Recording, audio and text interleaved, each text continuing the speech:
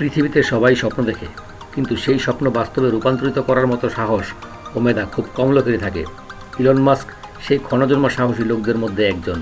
তিনি তার দূরদর্শিতা, সাহস ও মেধা দিয়ে পেপাল, স্পেস এক্স এবং টেসলার মতো কোম্পানি প্রতিষ্ঠাতা করেছেন।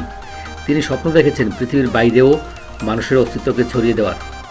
তিনি রিউজেবল রকেট তৈরি করে মহাকাশ ভ্রমণে বিজ্ঞানকে প্রায় 100 বছর এগিয়ে নিয়ে গেছেন।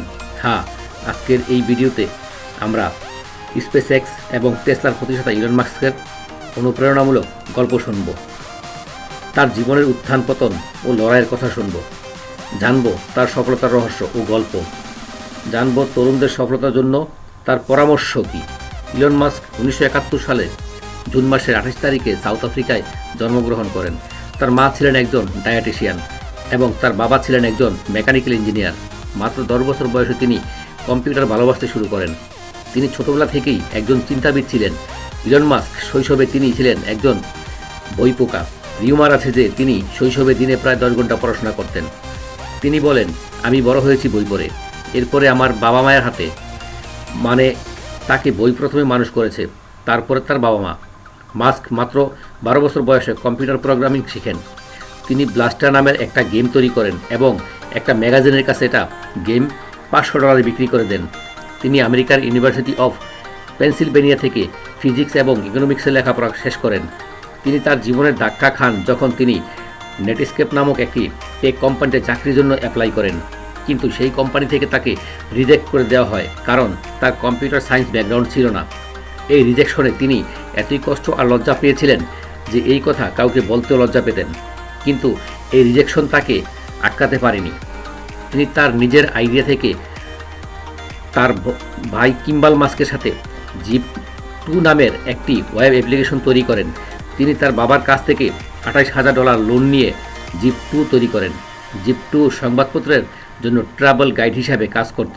জিপ2 যখন বড় হতে থাকে, বোর্ড অফ ডিরেক্টররা তাকে সিইও পদ থেকে বের করে দেন, কারণ তাদের মাস্কের উপর আস্থা ছিল না। এরপরে 1990 সালে জিপ2 কম্প্যাক্ট কম্পিউটার্সের কাছে $307 মিলিয়ন বিক্রি হয়ে যায়। মাস্ক সেখানে থেকে তার শেয়ারের $22 মিলিয়ন পান।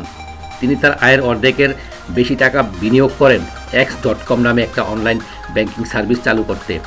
এই কোম্পানি থেকেই পরবর্তীতে পৃথিবীর সবচেয়ে powerful online banking system PayPal চালু করেন। মাস্ক প্রাথমিক অবস্থায় পেপালের সিইওর দায়িত্ব পালন করলেও পরে তিনি এই পদ হারান।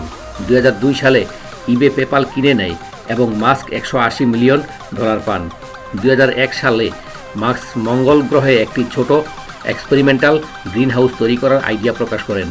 মাস্ক রাশিয়ায় যান পুরনো ইন্টারকন্টিনেন্টাল ব্যালিস্টিক মিসাইল কেনার জন্য, যা দিয়ে তিনি মঙ্গল গ্রহে একদল ইঁদুর পাঠাতে চেয়েছিলেন।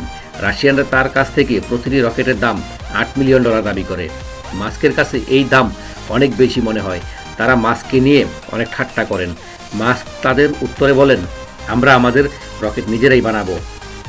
এই কথা বলে তিনি সেখান থেকে চলে আসেন।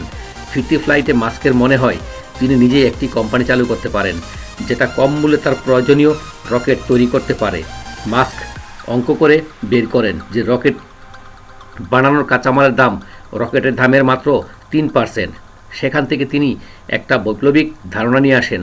2002 সালে মাত্র $100 মিলিয়ন দিয়ে মাস্ক স্পেস এক্স শুরু করেন। তার উদ্দেশ্য ছিল বিশাল।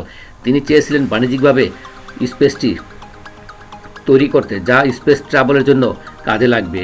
2006 সালে স্পেস এক্স তাদের প্রথম রকেট লঞ্চ করে, কিন্তু প্রথম রকেট লঞ্চের মাত্র 33 সেকেন্ড পরই তা বিস্ফোরিত হয়। শুরু হতেই শেষ হয়ে যায় মাস্কের স্বপ্ন, কিন্তু তিনি একদমই দমে যাননি। আবার চেষ্টা করেছেন, দ্বিতীয়বার ব্যর্থ হয়েছেন, তৃতীয়বারও ব্যর্থ হয়েছেন। তার তৃতীয়বারের ব্যর্থতা স্পেস এক্সকে প্রায় ধ্বংসের শেষ পর্যায়ে নিয়ে আসে। অন্য কেউ হলে হয়তো দমে যেত, কিন্তু আমরা কথা বলেছি সুপার জিনিয়াস ইলন মাস্কের কথা। মাস্ক তার সব সম্বল এক করে নিজের স্বপ্ন পূরণের জন্য আরও একবার বাজি খেলেন। মাস্কের কাছে শুধুমাত্র 4 নাম্বার রকেট উড়ানোর মতোই টাকা ছিল। 2008 সালের 28 সেপ্টেম্বর তিনি চতুর্থ ফ্যালকন 1 রকেটের লঞ্চ করেন এবং তা সফলভাবে পৃথিবী ছেড়ে যায়। মাস্ক ইতিহাস তৈরি করেন। তার লঞ্চ করা ফ্যালকন 1 পৃথিবীর প্রথম ব্যক্তিগতভাবে লঞ্চ করা রকেট, যা সফলভাবে পৃথিবীর কক্ষপথে ঘুরতে সক্ষম হয়েছে।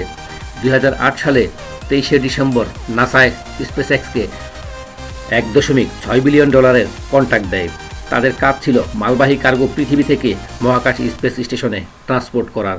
2009 সালে স্পেসএক্স বারবার ব্যবহার করা যায় এমন রকেটের আইডিয়ার কথা পাবলিকলি অ্যানাউন্স করে।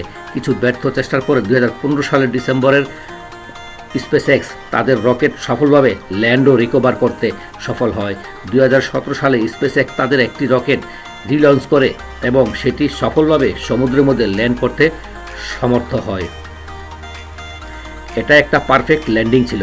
স্পেসএক্সই প্রথম কোম্পানি যাদের রকেট ধ্বংস হওয়া ছাড়াই পৃথিবীতে ল্যান্ড করতে পারে, আবার সফলভাবে পরেও তা ব্যবহার করা যায়।